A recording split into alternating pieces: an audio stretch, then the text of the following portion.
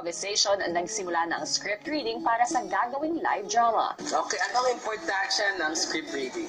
Here, it's not just a matter of making bato dialogues, okay? I'm going to give director's notes on how more or less you guys will deliver the scene, including mga nuances, because sometimes even a pause is a nuance, okay? At ang mga tinginan and how long it should be, etc. Okay, go. Okay, sequence 1A. Bubukas ang bintana sa 7th floor ng isang bahay at makikita natin ang isang dalaga na gulo-gulo ang buhok. Mapapangiti. Okay, so ganyan, gumawa ka ng sariling mga adlib. Ano sasabihin mo pag umaga na ganyan? Ang ganda ng umaga. Ang ganda ko. Okay. Sulat mo na baka malimutan. Adlib ka dyan. Maganda yung adlib lang kasi ganda ko. Pakalaga mo pala ng script reading kasi malalaman mo doon kung ano yung kabuuan ng iyong role. Baby, bango na! 5 minutes pa, ate! 5 minutes. Sige, 5 pesos lang din yung baon mo ngayong araw. Good morning, my super-duper pinakamagandang ate. Brace mo. Lagi mo na lang ako niloloko, whatever. adlib. Trabaho nyo yan. Kasi nasa loob kayo ng bahay, kayo ay maglalakad palabas ng bahay. Cut to the hotel. Action! PJ. Pasensya na girl ha. Walang-wala din ako. Alam mo naman kailangan din ni Mudra ng pera. Ayos lang yun, friend. Napasakali lang naman ako eh. Bagsak. It's not just a mod, it's the beat. Bam, bam, bam, bam. So pasensya na girl ha. Bagal eh. Go, action. Pasensya na girl ha. Ako walang-wala din ako. Alam mo naman na kailangan ni Mudra ng pera.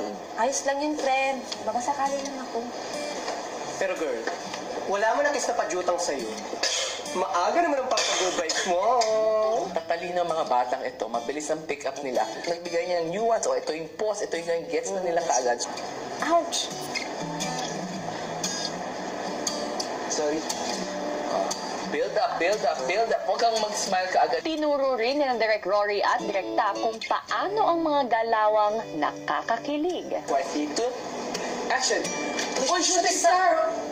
Hindi niya mabubuo yung stop. Yung stop! Tapos biglang napatingin ka. Ako nga si Ikay, tumitingin ka na sa akin. Diba? Ganyan. Si Edward, dumiretso ng lalaki ng ganyan. Okay, dumiretso yung tingin niyang ganyan, Edward. You see? Ikaw lalaki, go like that, okay? Si Ikay, idaan mo dito sa baba bago mo ganyan. Diba? Magpapakita din. Si Heather tumitingin lang yan. Smile mo ganyan.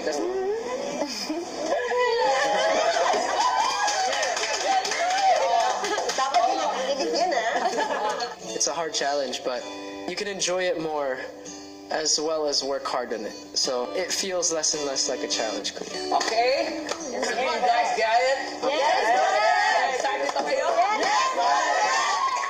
Ganda, diba? It was a very, very good script reading. Cut sila.